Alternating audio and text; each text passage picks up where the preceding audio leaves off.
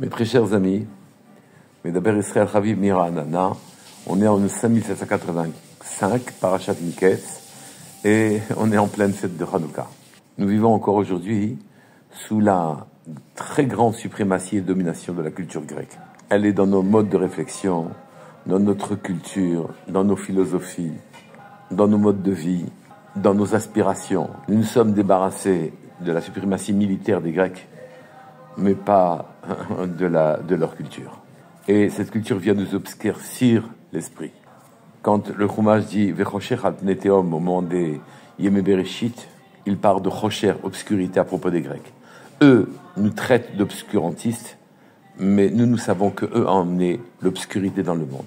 Et je voudrais justement en parler de manière à ce que cette année, Bezrat Hashem, avec l'aide d'Hachem, on puisse se débarrasser de l'extraordinaire influence que les Grecs ont eue dans notre vie.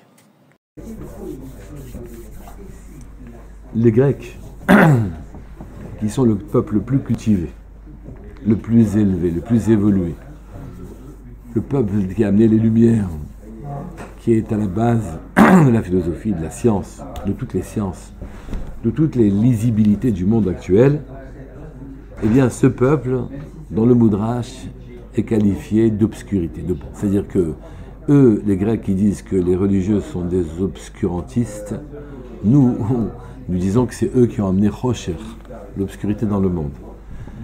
Quand dans le Chumash Bereshit, on cite Vechosher al pnei tehom, que l'obscurité recouvrait la face de l'abîme, Chosher, on dit, c'est les Grecs qui amènent l'obscurité dans le monde.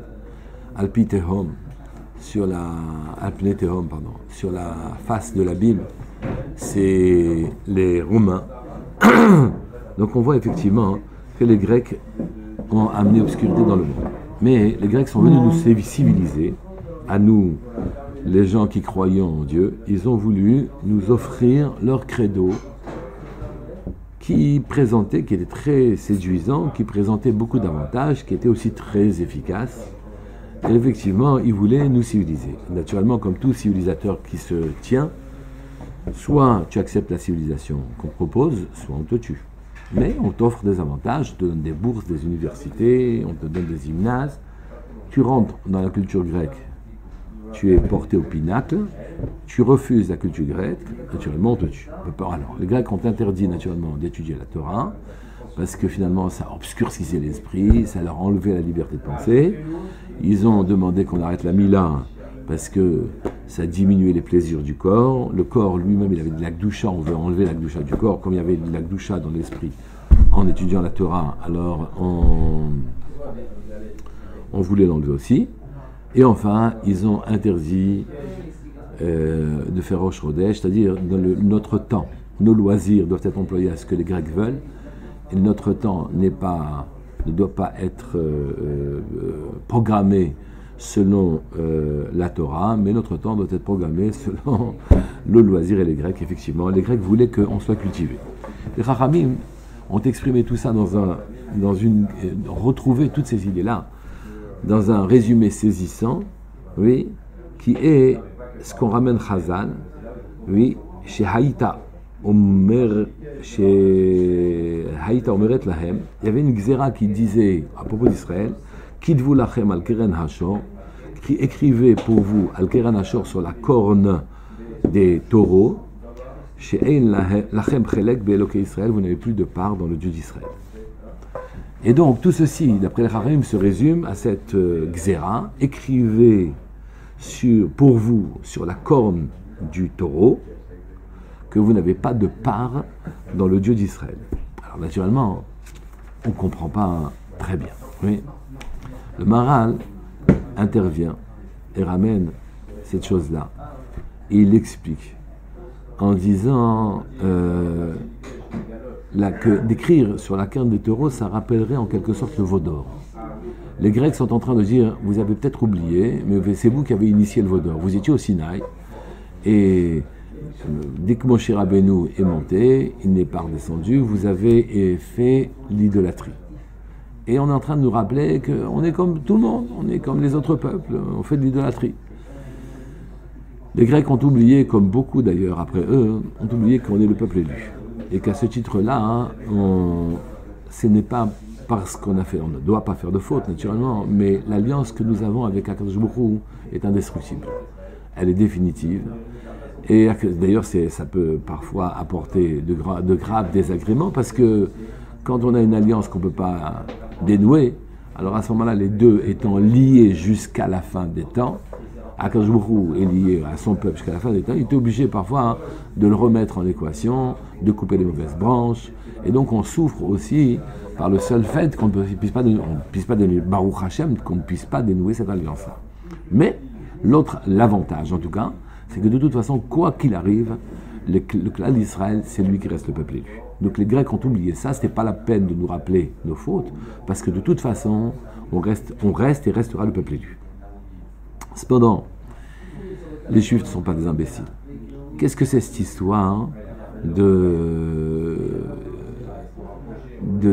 Hegel à Zahav, de veau d'or que les Juifs ont fait? Et puis pourquoi ils ont fait le veau d'or juste sur un taureau, enfin sur le fils du taureau, sur le veau, et à quoi ça rime? Les gens ne sont pas des imbéciles, d'accord?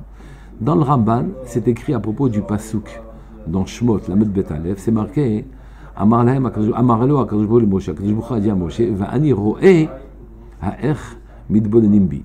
Moi, je vois la profondeur de leur âme. Je sais comment ils me regardent. Et, dit le Rambam, Veshomtim echad mitetra moulin shel sheli. Ils ont abandonné un des 4 moteurs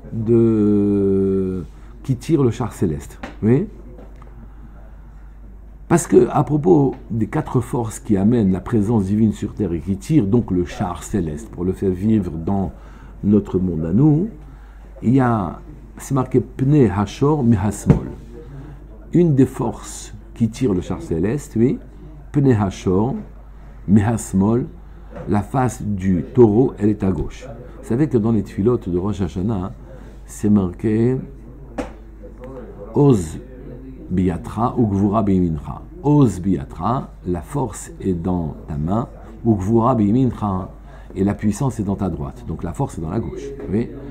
Et on demande à quoi ça fait allusion, et on répond, ça fait allusion aux lois de la nature. Kadosh Baruch Hu dirige toutes les lois de la nature, c'est-à-dire, prenez conscience, ce que ça veut dire, de tout le monde entier, depuis la nourriture des fourmis jusqu'aux forces nucléaires, en passant par les économies, la logistique, etc. Il dirige tout ce qui marche de manière naturelle est dirigé par la main gauche. Oui. Et la main droite, elle, est plus puissante que la main gauche, naturellement, puisque la main droite, elle à quoi fait-elle allusion? Elle qui est plus puissante, réponse à quelque chose de plus proche du Ness, du miracle. Donc Akadosh Baruch Hu, quand il le souhaite, il a beau avoir lui-même créé les chokim, les lois naturelles, quand il veut, il y fait exception. Il les suspend et il fait fonctionner, comme en Égypte par exemple, il faut que c'est tout ce qui doit faire fonctionner. Et donc, les Béné Israël se sont trouvés dans une situation qui était la suivante, c'est que quand Moshe Rabbeinu, tant que Moshe Rabbeinu était là, alors ils ont assisté à des miracles, à des prodiges invraisemblables, le bâton qui mange des serpents, le Nil qui se change en sang, la grêle qui tombe sur les Égyptiens qui contenait du feu, qui mélangeait feu et glace, invraisemblable. Oui. Et donc les lois de la nature étaient totalement suspendues, et la mer elle-même s'est ouverte devant eux et s'est refermée sur les Égyptiens. Donc ils étaient avec Moshe, montés à un niveau où Akadosh Baruch Hu dirigeait son monde directement, sans aucun intermédiaire, sans passer par les lois dites naturelles. Il les dirigeait directement. Moshe Rabbeinu est monté dans les cieux, et à ce moment-là, ils ont eu une grande inquiétude. Ils se sont retrouvés dans une situation dans laquelle le guide, celui qui leur permettait de monter, de surfer sur des lois non naturelles, à ce moment-là, il n'était plus là. Ils ne savaient plus comment faire pour pouvoir retrouver leur niveau. Mais précipitamment, ils sont allés retrouver des fonctionnements dits naturels, c'est-à-dire un petit peu indépendants d'Akadosh Baruch Hu, des lois dans lesquelles ils arriveraient, eux, à fonctionner. Je crois que ça a été proposé par les enfants de Bilam, qui sont venus à ce moment-là dire qu'eux ici connaissaient, qu'ils pouvaient faire aussi des choses comme Moshe, moins que Moshe, mais au moins c'était bien. Et donc, il y a 2 forces qui manifestent la présence divine sur terre. les lois naturelles, qui sont merveilleuses, parce qu'elles sont équanimes, elles se répètent, elles ont une pérennité qui nous permet de les utiliser, et les lois qui ne sont pas naturelles, d'accord? La face du taureau est à gauche, la face du lion est à droite. Le lion fait allusion, par sa puissance, au miracle, à une conception dans laquelle Akadosh Baruch Hu dirige le monde, et c'est son seul ratson, sa volonté, qui détermine les phénomènes. Il n'y a plus de cause à effet, comme dans les lois naturelles, qui elles sont que le côté gauche. Donc les lois naturelles fonctionnent de manière logique, répétitive. On peut s'y fier. Chaque poids que vous prendrez, vous le lâcherez, il tombera sur le sol jusqu'au jour où Akadosh Baruch Hu ne voudra pas que ce soit comme ça, ou jusqu'au moment où il ne le souhaitera pas. Ça, ce sont les lois naturelles. Et les lois non naturelles, ce sont des lois, quand Akadosh Baruch Hu décide, les choses ne se passent pas du tout comme la nature l'a souhaité. Il y a d'ailleurs, dans la nature, des moments où il y a des phénomènes dits aléatoires. Il pleut jusque-là, mais il ne peut pas plus loin. Effectivement, la loi concernant la pluie, c'est un phénomène de condensation qui provoque ensuite que la pluie tombe, mais on voit qu'elle tombe chez les uns et pas chez les autres. Que ça s'arrête, parfois le nuage et la pluie s'arrêtent civilement à un feu rouge, et de l'autre côté de la rue, il ne pleut pas. Ou bien ça pleut dans un champ d'un tel paysan, mais le champ d'à côté n'aura pas de pluie. Et que donc son grain, qui ne sera pas catégorie 1, sera catégorie 3 ou 4. Et que donc la richesse qui en sortira ne sera pas la même. Donc on voit qu'il y a même dans les lois de la nature, on voit que derrière le gant, que sous le gant qui dirige les choses, il y a une main qui détermine dans quelle direction même les phénomènes naturels se passeront. Je reprends. Donc les phénomènes naturels sont exprimés par le taureau, oui, la face du taureau qui se trouve à gauche. Pourquoi le taureau? Parce que le taureau, c'était la force, antérieurement c'était la force naturelle. L'énergie, c'était le taureau. On labourait avec le taureau. Celui qui avait des taureaux, il avait de la fortune qui pouvait l'attendre, etc. Les chevaux d'ailleurs ne servaient qu'à la guerre à l'époque. Donc ici, à gauche, il y avait la face du taureau, à droite, la face du lion. Ils ont négligé la face du lion. Ils ont pris la face du taureau. Vous allez me dire, mais c'était légitime, Moshe Rabbeinu. Enfin, c'est légitime dans leur erreur, naturellement. Moshe Rabbeinu, lui-même, il n'était plus là. Et on répond non, il faut faire confiance à Akadosh Baruch Hu. D'abord, Moshe Rabbeinu allait redescendre, naturellement. Mais au-delà de ça même, si Akadosh Baruch Hu nous a mis dans cette situation-là, on ne doit pas quitter ce qu'il nous a appris en Égypte, que c'est lui qui mène même les lois naturelles. Et on n'aurait pas dû abandonner ça. Et celui qui prend naturellement cette direction-là finit mal, par faire de l'idolâtrie, à adorer des choses qui sont très accessoires et secondaires. Et voilà où on en était concernant. Eux, ils se sont trompés, et ils ont adoré, ils sont revenus à des lois dites naturelles, et ils ont abandonné la dite naturelle, c'est-à-dire des relations de cause à effet direct et pérenne, oui. Et ils ont abandonné que le seul ratson d'Hachem, c'est la seule siba, c'est la seule cause. La volonté d'Hachem, c'est la seule cause qui provoque les événements et les phénomènes. Ils ont abandonné cette manière de voir. Alors que Akadosh leur en a voulu, car au Sinaï, ils avaient vu des grandes choses aussi, et ils ont appris toutes ces choses-là. Et les Grecs viennent dessus, ils disent, écrivez sur la corne des taureaux. Oui, écrivez sur la corne des taureaux. La corne, c'est l'endroit le plus aigu, c'est l'arme du taureau lui-même. C'est là où sa force s'exprime. Écrivez sur la corne du taureau, et lachem, vous n'avez pas de part dans le Dieu d'Israël. Et les Grecs disent, écoutez, la nature, c'est elle Dieu, d'une certaine manière, chas v'shalom. C'est elle qui dirige. Regardez autour de vous, c'est comme ça que fonctionnent les choses. Laissez travailler ces choses-là. Abandonnez vos rêveries de peuple élu, abandonnez vos rêveries de miracles. Ces miracles, c'est fini, c'est plus pour vous. C'est fini. Il n'y a que la nature qui reste. Et ces lois, appliquez ces lois, servez le Dieu nature, et si vous ne voulez pas, naturellement, vous en payerez le prix. Ils leur ont dit d'écrire sur la corne des taureaux, Shein lachem chelek belok Israël. Ça veut dire Ein lachem chelek, vous n'avez pas de part. Ici, on dit, que nous sommes, le peuple d'Israël est une part d'Hachem lui-même. Une part, ça veut dire que nous sommes associés. Une part, c'est le tout d'un ensemble. Nous sommes ensemble avec Hachem. Nous faisons partie d'un même ensemble. Vous n'avez plus de part avec lui, c'est-à-dire que vous n'avez plus de part que vous aviez précédemment dans un système dans lequel vous êtes un peu au niveau de Dieu, oui, dans lequel les miracles vous sont familiers. C'est fini pour vous, disaient les Grecs, vous n'avez plus part avec ça. Vous n'êtes plus associé à Dieu, c'est fini. Oui. C'est marqué dans Dvarim qui chelek Hachem Amo. Son peuple est une partie d'Hachem. Et donc on est lui-même d'une certaine manière. Oui, on est associé. Et juste ce passage continue en disant Yaakov chevel nachalato.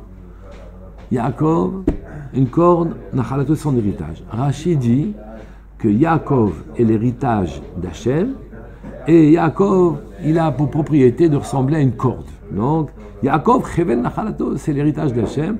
Pourquoi une corde? Parce que les cordes sont tressées et que une corde qui est 3 fois tressée, l'obim hera inate, qu'elle ne va pas se couper rapidement. Et Akadosh Baruch Hu était content d'avoir, c'est ça son achala, son héritage, d'avoir fait que 3 tzadikim se suivent, 3 très grands tzadikim se suivent d'affilée, qui sont Avraham, Yitzhak et Yaakov, parce que ça va plus défaire, c'est fini. Donc nous, c'est Chevel, c'est une corde, cette corde de 3 générations qui fait l'héritage d'Hachem. Mais on connaît un autre sens. Il faut mettre la virgule différemment.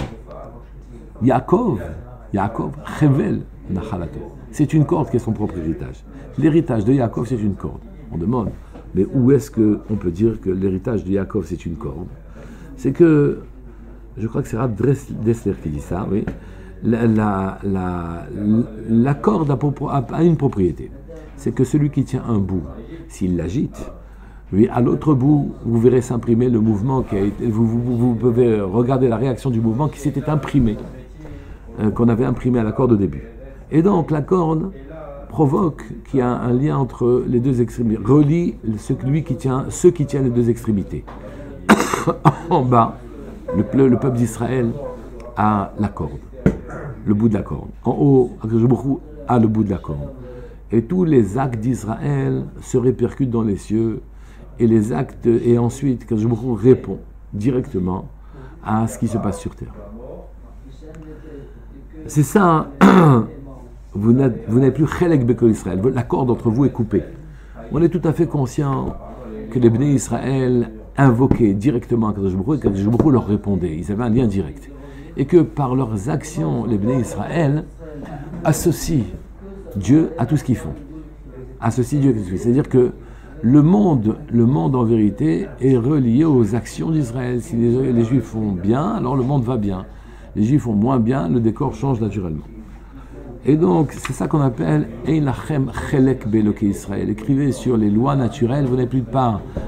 Maintenant, c'est les lois naturelles qui s'appliquent à vous. Ça va même plus loin. C'est marqué dans Shir HaShirim, Yonati, Tamati.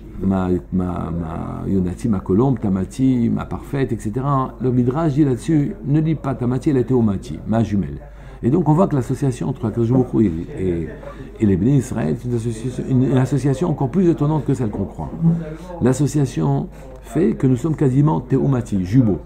Jumeaux, on ne comprend pas comment nous sommes les jumeaux d'Akadosh Baruch Hu, mais jumeaux presque des égaux. Mais on se dit, mais c'est pas possible, c'est Akadosh Baruch Hu qui donne tout. Et nous on reçoit, on dit non. Akadosh Baruch Hu ne donne que quand les Bnei Israël provoquent ce don-là. S'il ne provoque pas le don, il ne donne rien. Donc Akadosh Baruch Hu s'est limité à limiter son don et ses interventions dans le monde aux actes des Bnei Israël. Donc d'un côté, il y a les acteurs, c'est les Bnei Israël, de l'autre côté, il y a la réponse d'Hachem. La réponse est totalement liée à l'acte des Bnei Israël. Les Bnei Israël font bien, ou font ce qu'il faut. Akadosh Baruch Hu envoie une réponse avec la réponse qu'ils méritent, et malheureusement inversement. Donc nous sommes quasiment associés. C'est ce qui est exprimé dans Shir HaShirim par les mots les sousati bechirve paro dimiti chayati. À la jument qui tire le char de Paro, je t'ai comparé mon ami, oui, c'est le compliment que nous avons reçu, nous ressemblant à la jument de Paro, compliment qu'il faut éviter de faire à sa femme naturellement. Oui, mais pourtant c'est un grand compliment. Quelle est la teneur de ce compliment? C'est que la jument de Paro, alors que Paro voyait les eaux tumultueuses se refermer sur lui il tirait en arrière la jument, il faisait revenir en arrière la jument. Eh bien, là où on en était et que la jument revenait en arrière, oui, que Paro lui demandait de revenir en arrière, elle voulait rester tout droite. Elle continuait et elle emmenait Paro là où il ne voulait pas aller. Eh bien, nous emmenons aussi Akadosh Baruch Hu là où il ne veut pas aller. Et on peut l'emmener, c'est nous qui décidons où on va aller. Bien sûr que notre décision passe par des limites, oui, passe par des équations que seul Akadosh Baruch Hu veut, puisque tout finira par Mashiach. Mais nous dirigeons Akadosh Baruch Hu comme sa jument a dirigé par haut, pour l'emmener là où il ne voulait pas aller. Et c'est ce rapport-là que les Grecs voulaient remettre en cause et considérer que nous ne sommes plus du tout associés à Akadosh Baruch Hu, en ce qui concerne Akadosh Baruch Hu, nous n'avons plus rien à voir avec lui, nous devons tout à la science et à la nature. C'est la raison pour laquelle, d'ailleurs, les Grecs divinisent la nature, c'est pour ça que leur corps, ils vont le développer, ils vont chercher l'esthétisme de la chose matérielle, ils vont développer tout ce qui est valeur corporelle, science, philosophie, etc. Il y a une espèce de jalousie qui fait que la position prééminente que nous avions du temps où on est sorti d'Égypte et qu'on est monté au Sinaï, ils l'ambitionnent aussi. Implicitement, dans le fond de leur attitude, ils veulent couper Israël dans son lien, du lien qu'il a avec Akadosh Baruch Hu, ils veulent le sortir de là. Et eux, en quelque sorte, prendre leur place, mais de manière différente. De manière différente comment ? C'est que pour nous, notre situation vis-à-vis d'Akadosh Baruch Hu dépend de la manière dont on se travaille nos midot, travaille notre caractère, qu'on affine nos qualités, qu'on devienne des gens élevés, etc. Eux, les Grecs, n'ont pas besoin de ça, ils ne veulent pas ça. Ils veulent la même chose, mais sans effort. Sans effort. Ils ne veulent pas d'efforts profonds, spirituels. Des efforts physiques, ok, mais des efforts qui impliquent la remise en cause de leur caractère, ça ne les intéresse pas. Ils voudraient substituer le système que Dieu veut mettre sur terre. Oui, que nos qualités, l'affinement de notre caractère par les mitzvot et par notre comportement adéquat, c'est ça qui provoque sa réponse pour nous amener à Mashiach. Ils veulent couper